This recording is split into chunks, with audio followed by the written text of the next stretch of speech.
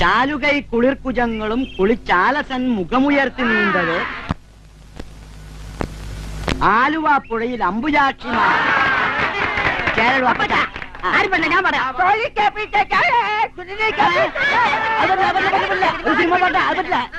Friends, ഞങ്ങൾ ഇവിടെ ഏർപ്പെടുത്തിയ നിബന്ധനകൾ നിങ്ങളുടെ സുരക്ഷിതത്വത്തിനും നന്മയ്ക്കും വേണ്ടിയായിരുന്നു. എന്നാൽ അത് നിങ്ങളെ വിഷമിപ്പിച്ചെന്ന് മനസ്സിലാക്കാൻ ഞങ്ങൾ വൈകിപ്പോയി. അതിന്റെ പ്രതികരണമായിരുന്നല്ലോ ഇന്നലത്തെ പ്രകടനം. ഇത്തരം ഒരു അവസ്ഥയിൽ നിങ്ങൾക്ക് സന്തോഷകരമായ ഒരു കാര്യം പറയട്ടെ. നാളെ രാവിലെ 10 മണി മുതൽ വൈകിട്ട് 5 മണി വരെ നിങ്ങൾക്ക് പുറത്തു പോകാം. ഇഷ്ടമുള്ളിടത്ത് ഇഷ്ടം പോലെ.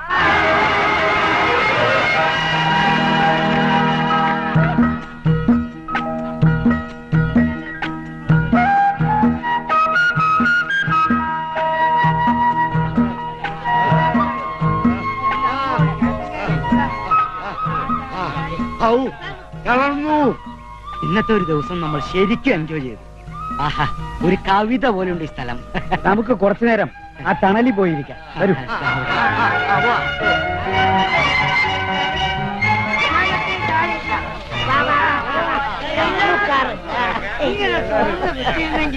അതെ,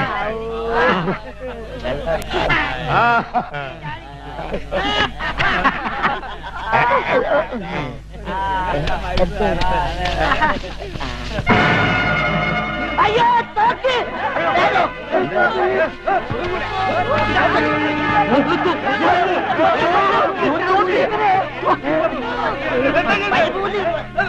വളരെ സൂക്ഷിക്കണം. ഇതൊക്കെ ഇല്ലീഗൽ വെപ്പൺസാ. ആരോ ഒളിപ്പിച്ചു വെച്ചിട്ടുള്ളതാ. എല്ലാം കൂടി എടുത്തിട്ട് പോയാലോ? വേണ്ട, നമുക്കിത് പഴയ പോലെ മൂടി വെക്കാം. എന്നിട്ട് ഈ വിവരം പോലീസിനെ അറിയിക്കാം. എങ്കിൽ ഇത് ബാലുവിനോട് തന്നെ നമുക്ക് ആദ്യം പറയാം. അയാൾ അറിയാതെ നമുക്ക് ഒന്നും ചെയ്യണ്ട. അതാ നല്ലത്. തൽക്കാലം നിങ്ങൾ ആരും ഒന്നും കണ്ടില്ല, മനസ്സിലായോ? എന്ന് പറഞ്ഞാൽ എങ്ങനെയാ? ഇത്തരം കാര്യങ്ങൾ എത്രയും പെട്ടെന്ന് പോലീസിനെ അറിയിക്കണം. അത് അപകടമാണ്. പോലീസ് ഇടപെട്ട സംഗതി കുഴപ്പമാകത്തേ ഉള്ളൂ. നമ്മളെ നാട്ടില് ഇത്രയും പ്രശ്നങ്ങൾ നടക്കുമ്പോൾ ഇങ്ങനെയൊരു സംഗതി എന്തായാലും പോലീസിന് കാണിച്ചു കൊടുക്കണം. നോക്കൂ, നിങ്ങൾക്കൊക്കെ എന്നേക്കാൾ പ്രായവും പക്വതയും ഒക്കെ ഉണ്ട്. എന്നാൽ എനിക്ക് തോന്നുന്ന ഒരു കാര്യം പറഞ്ഞോട്ടെ. എന്താ അത്? നമ്മളിപ്പോ പോലീസിൽ കംപ്ലൈന്റ് ഇരുന്ന് വെക്കാം. അവർ ആക്ഷൻ എടുക്കും. ഈ ആയുധങ്ങൾ ആരുടേതാണെന്ന് ആർക്കറിയാം? ഏതെങ്കിലും ഒരു തീവ്രവാദി ഗ്രൂപ്പിന്റെ മറ്റോ ആണെങ്കിൽ അവരടങ്ങിയിരിക്കുവോ? ആയുധങ്ങൾ കാണിച്ചു കൊടുത്ത് നമുക്ക് നേരെ ഒരു ആക്രമണം ഉണ്ടാവില്ലെന്ന് ആര് കണ്ടു? പല സ്ഥലങ്ങളിൽ നിന്ന് വന്ന നിങ്ങളുടെ പൂർണ്ണ ഉത്തരവാദിത്വം ഇന്ന് എന്റെ കൈകളിലാണ്. നിങ്ങൾക്ക് എന്തെങ്കിലും സംഭവിച്ചാ വേണ്ട, നമ്മൾ എടുത്ത് ചാടണ്ട. അതുകൊണ്ട് തൽക്കാലം നമ്മൾ ആരോടും ഒന്നും പറയുന്നില്ല. എന്റെ ഒരു സുഹൃത്ത്, ഒരു പോലീസ് ഓഫീസറുണ്ട്. അദ്ദേഹവുമായി ഞാൻ ഈ കാര്യം ഒന്ന് ഡിസ്കസ് ചെയ്യട്ടെ.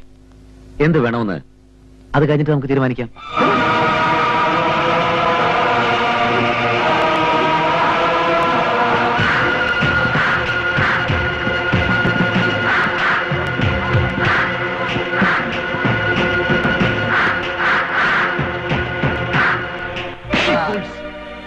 ഉത്തരവാദിത്തമില്ലാത്ത നായ്ക്കൾ. മറ്റുള്ളവർ കാണുന്നത് വലിച്ചെറിയാനല്ല ആയുധങ്ങൾ നിന്നെ ഏൽപ്പിച്ചത്. ഒളിപ്പിച്ചു വെച്ചിരുന്നതാ. അതെ, പിന്നെ എങ്ങനെ അവരത് കണ്ടു? അത് നമ്മൾ കൊണ്ടുവന്ന അതേ കിഴവന്മാർ. നിന്നെയാണ് ഞാനത് ഏൽപ്പിച്ചത്. നീ അതിന് മറുപടി പറഞ്ഞേ പറ്റൂ.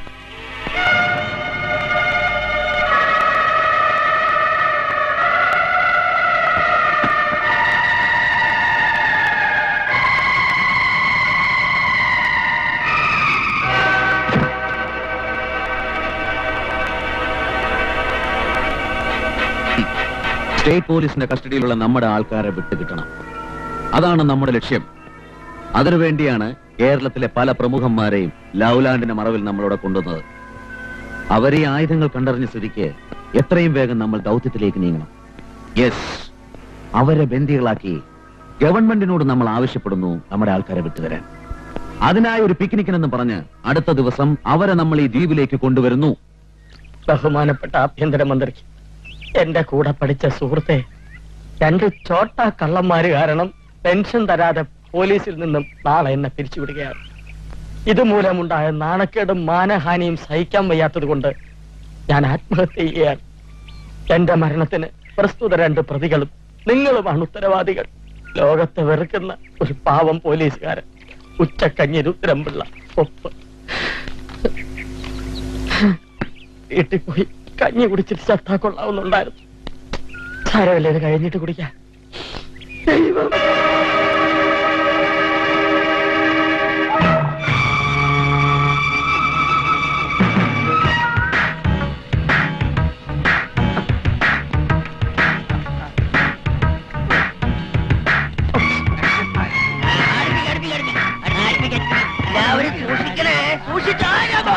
ചോദിക്കണ്ടോ എന്നെ എങ്ങനെയും ചാടില്ല. എന്താ ലവ് ലെറ്ററോ? അയ്യോ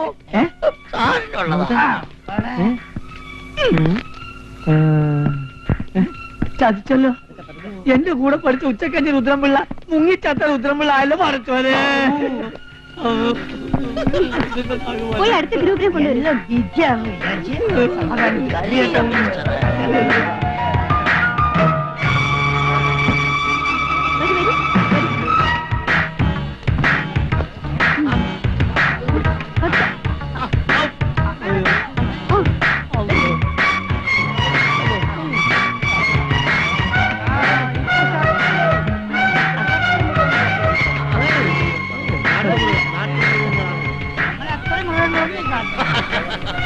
ഇവരിതെങ്ങോട്ടാ?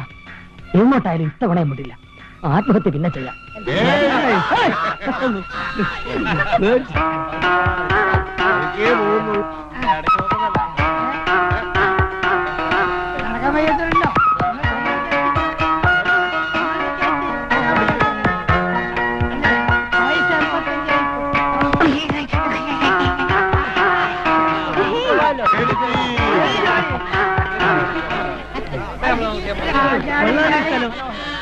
ആ ഫ്രണ്ട്സ്, ഇവിടെയാണ് ഇന്നത്തെ ദിവസം നമ്മൾ ചെലവഴിക്കാൻ പോകുന്നത്. മേഡം ഇതിന് മുമ്പ് ഇവിടെ വന്നിട്ടുണ്ടോ? ഓ, ഇന്നലെ നിങ്ങൾ ഇവിടെ കൊണ്ടുവരാൻ വഴി പഠിക്കണ്ടേ? മാനേജ്മെന്റ് പറഞ്ഞ കാരണം ഞങ്ങൾ ചിലർ ഇവിടെ വന്നു. ഭക്ഷണമൊക്കെ എങ്ങനെയാ?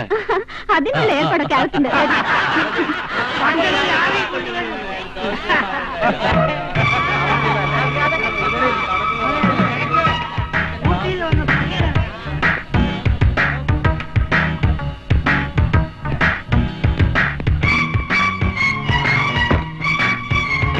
ചേട്ടാ ഞാനും ഉണ്ട്. ചേട്ടാ കൂട്ടരുത് കൂട്ടരുത്, തുറക്ക തുറക്ക. ആ നീ അടച്ചു ചേട്ടാ.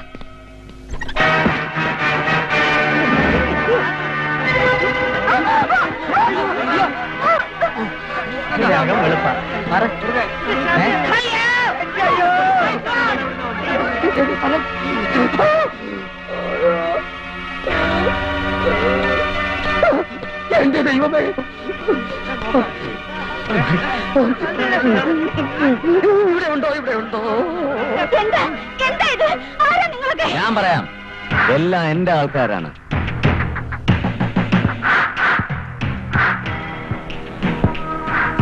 അതെ, ലവ് ലാൻഡിന്റെ ഉടമസ്ഥൻ അനാഥനായ ബാലു.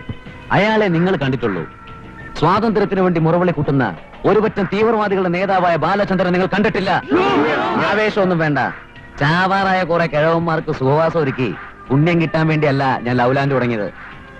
പാവപ്പെട്ട കുറെ പെൺകുട്ടികൾക്ക് ശമ്പളം കൊടുത്തവരുടെ കുടുംബം നന്നാക്കാനോ അല്ല ഞാനത് തുടങ്ങിയത്. ഞങ്ങളുടെ കുറെ സഹോദരന്മാർ സർക്കാർ ജയിലിലുണ്ട്.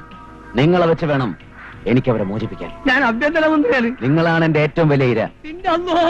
ഇത് വഞ്ചനയാണ്. വഞ്ചന? അതെ, ശരി. വർഷങ്ങളായി ഞങ്ങളുടെ ആൾക്കാരോട് നിങ്ങളുടെ സർക്കാർ കാട്ടുന്ന വഞ്ചന ഒരുത്താൻ ഞങ്ങൾ വെറുതെ വിടില്ല. ഞങ്ങളുടെ കാര്യങ്ങൾ സാധിക്കുന്നവരെ എല്ലാവരുടെ മുഖങ്ങൾ വീഡിയോയിൽ പകർത്തണം, ബന്ധപ്പെട്ടവർക്ക് അയച്ചു കൊടുക്കാൻ. എന്തേ കമോൺ.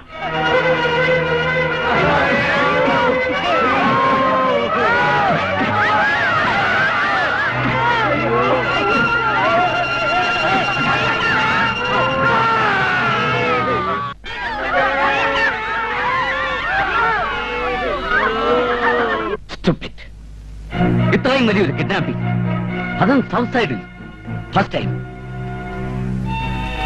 മാസങ്ങൾക്ക് മുൻപ് കേരള പോലീസിന്റെ പിടിയിലായ ടെററിസ്റ്റുകളെയാ അവരെ ആവശ്യപ്പെടുന്നത്. സർ, അവങ്ങളെ എപ്പടി റിലീസ് பண்ண முடியும்? സർ, മുടിയാതെ. അങ്ങനെ ചെയ്താൽ നമ്മുടെ ഡിപ്പാർട്ട്മെന്റ് എന്ത് വിലയാ ഉണ്ടാകുക? അപ്പൊ அவங்க കസ്റ്റഡിയിൽ ഇരിക്കുന്ന വിഐപിസ്? യെസ്, പോലീസ് കസ്റ്റഡിയിൽ ഇരിക്കുന്ന ടെററിസ്റ്റുകളെ വിട്ടുകൊടുക്കാതെ തന്നെ അവരുടെ കസ്റ്റഡിയിൽ ഇരിക്കുന്ന വിഐപിസിനെ പുറത്തു കൊണ്ടുവരണം. അതെപ്പടി സർ? വഴിയെടുക്ക്.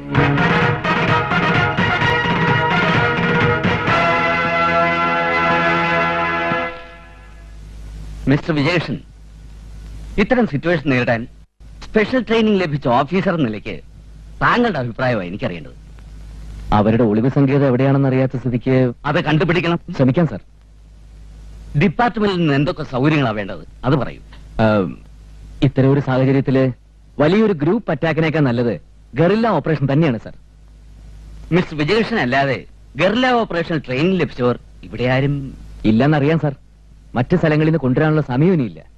അതുകൊണ്ട് ഇവിടത്തെ മിലിറ്ററി വിങ്ങിൽ നിന്നും ട്രെയിനിങ് ലഭിച്ചൊരു 4 പേരെ നമുക്ക് വിട്ടുകിട്ടണം സാർ. അത് ഡിപ്പാർട്ട്മെന്റ് ഒരു ക്ഷീണവും വരില്ല. അത് വേണം സാർ.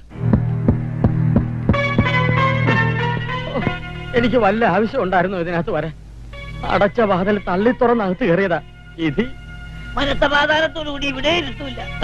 ഇതാ പറഞ്ഞത്, കള്ളന് പോലീസിന് മരണം ഒരുപോലെ തന്നെയാ. നായരേട്ടൻ പറഞ്ഞ വളരെ ശരിയാ. ഇതൊന്നും നിങ്ങൾക്ക് അറിയില്ല എന്ന് പറഞ്ഞാൽ വിശ്വസിക്കാൻ ഞങ്ങൾക്ക് ബുദ്ധിമുട്ടുണ്ട്. ലവ്ലാൻഡിൽ ജോലി ചെയ്യുന്നത് ഒഴിച്ചാൽ മറ്റൊന്നും ഞങ്ങൾക്കറിയില്ല. നിങ്ങളെപ്പോലെ തന്നെ പത്രപരസ്യം കണ്ട് ഇന്റർവ്യൂവിന് വന്ന് ജോലിക്ക് ജോയിൻ ചെയ്യാൻ ഞങ്ങളും. ഇനിയിപ്പൊ പരസ്പരം കുറ്റം പറഞ്ഞിട്ട് എന്തിനാ? എല്ലാരും പെട്ടുപോയില്ലേ? ഇനി ഇപ്പൊ ഈ സർക്കാരിന്റെ കാലത്ത് നമ്മളെ വെളിയിൽ വിടുവോന്നാ സംശയം. അല്ലെങ്കിൽ നമ്മുടെ ഭരണം വരണം. മന്ത്രി അടക്കം അകത്ത് കിടക്കുമ്പോഴാണ് അവന്റെ ഒരു ഇത്. തടവിലായ മന്ത്രിക്ക് ഇനി നാട്ടിൽ ചെന്നാൽ എന്ത് വിലയാണാവോ? ഈ ഒരൊറ്റ കാരണം മതി മന്ത്രിസഭ താഴെ പോവാൻ. ഇത്തരം തിക്താനുഭവങ്ങൾ ഒരു സാഹിത്യകാരന്റെ ജീവിതത്തിൽ അനിവാര്യമാണ്. കഷ്ടതകൾ അനുഭവിച്ചാലേ നവനവങ്ങളായ സൃഷ്ടികൾക്ക് ജന്മം നൽകാനാവൂ. അതെ, ഇവിടുന്ന് ജീവനോടെ പുറത്തിറങ്ങിയിട്ടല്ലേ തന്റെ നവനവ ഉണ്ടാക്കാൻ പറ്റത്തുള്ളൂ. സുഖം തന്നല്ലേ? ഞങ്ങൾ എന്ത് തെറ്റാ ചെയ്തത്? ആരും തെറ്റ് ചെയ്യുന്നില്ല, എല്ലാവരും ശരിയാ ചെയ്യുന്നത്. ഈ ഞാനും.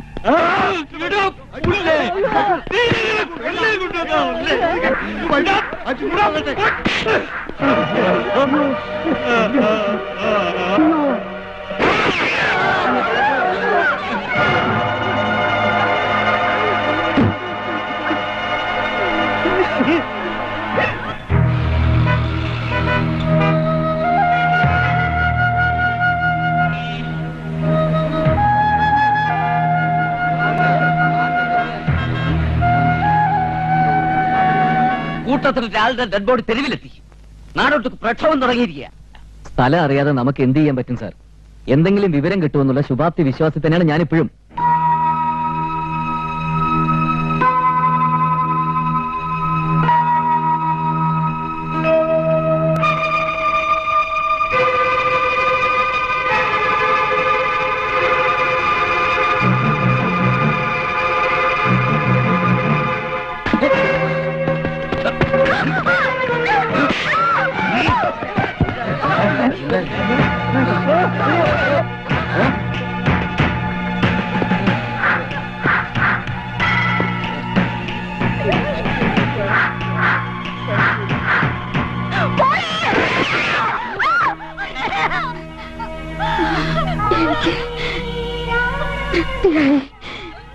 ഇപ്പോഴെങ്കിലും മോളെന്ന് അമ്മയെന്ന് വിളിച്ചല്ലോ.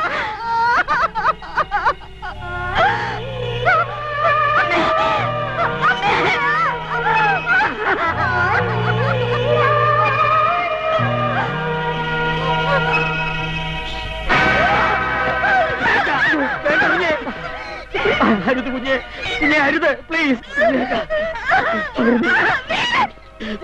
കുഞ്ഞെ, അരുത്.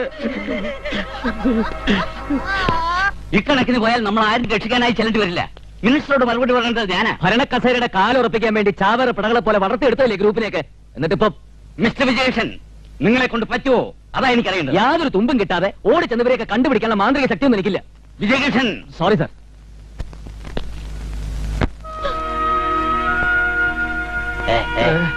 എങ്ങനെ ഇവിടെ രക്ഷപ്പെടേണ്ട രുദ്രംപിള്ളേ? അതറിയാമായിരുന്നു നമുക്ക് ഇങ്ങനെ ഇവിടെ ഇരിക്കേണ്ടി വരുമായിരുന്നു. ഞാൻ എന്റെ സെറ്റ് കൊണ്ടുവരാനും മറന്നു. Wireless set. വെടി വെക്കരുതേ. എനിക്കൊരു കാര്യം പറയാനുണ്ടായിരുന്നു.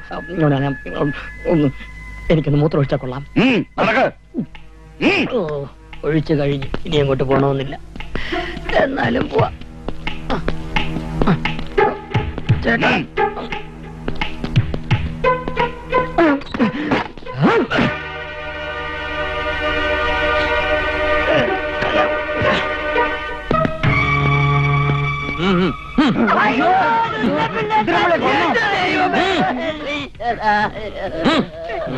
ആൾക്കാരെ തെരഞ്ഞു പിടിച്ചാലോ കൊല്ലണം. ഞങ്ങളെ കൊല്ലാൻ കൊണ്ടോണേ.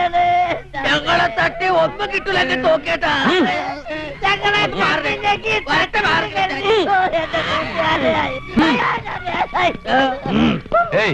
ഇതൊക്കെ ഇവര് പ്രശ്നക്കാരാ. ഇത് ഞാനാ, രുദ്രംപിള്ള. എത്രയും പെട്ടെന്ന് കൺട്രോൾ റൂമിലേക്ക് വയർലെസ് മെസ്സേജ് കൊടുക്കണം സാർ. ഈ തോക്കൊന്ന് പിടിച്ച് ഞാൻ പോയി വേഷം ഒന്ന് മാറി, അല്ലെങ്കിൽ അവന്മാർക്ക് സംശയം തോന്നും.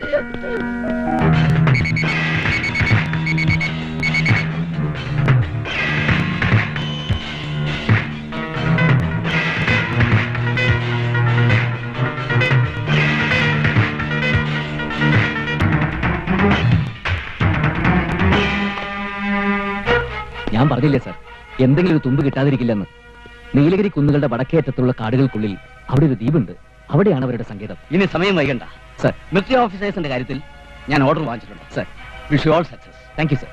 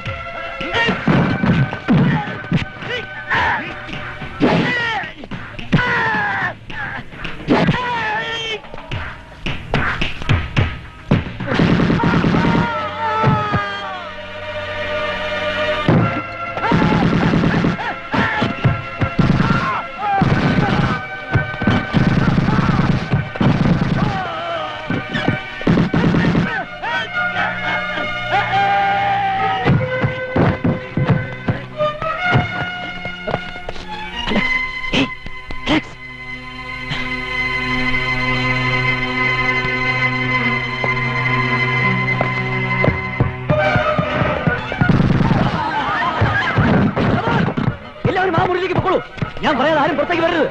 Please. Very fast, please. വേഗം.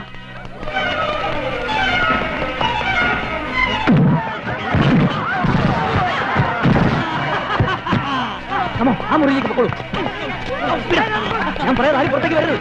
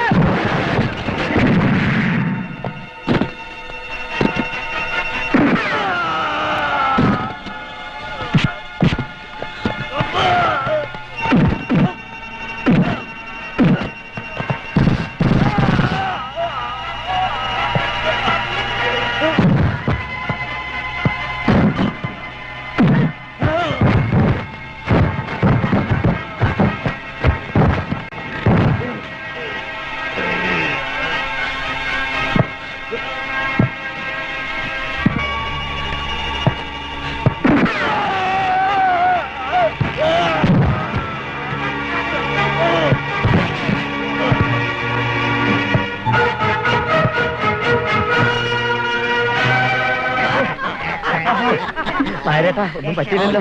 കഴിച്ചിലായി. എങ്ങനെ നന്ദി പറയണമെന്നറിയില്ല. ഇതിന് നന്ദി പറയേണ്ട കാര്യമൊന്നുമില്ലോ. This is my duty. അത് സന്തോഷം കൊണ്ട് പറഞ്ഞു പോയതല്ലേ. ഞാൻ ഇവിടെ ഒരു സങ്കടം കൊണ്ട് വരിക. റിട്ടയർമെന്റിന് മുമ്പ് ആ 2 കള്ളന്മാരെ പിടിച്ചു കൊടുക്കാൻ എനിക്ക് കഴിഞ്ഞില്ലല്ലോ. എന്റെ ഈശ്വര, നീ അവരെ ഏത് പാതാളത്തിലാണോ കൊണ്ട് ഒളിപ്പിച്ചു വെച്ചിരിക്കുന്നത്? അതോർത്ത് സങ്കടപ്പെടേണ്ട രുദ്രംപിള്ളേ, ഞങ്ങൾ ഇവിടെ തന്നെയുണ്ട്. ഡ്യൂപ്ലിക്കേറ്റ് ഡാനിയലേ, നീ എന്റെ വാരം കൊണ്ടുപോകാൻ മാർഗരറ്റ് വല്യമ്മേ. ജയിക്കൂടാ.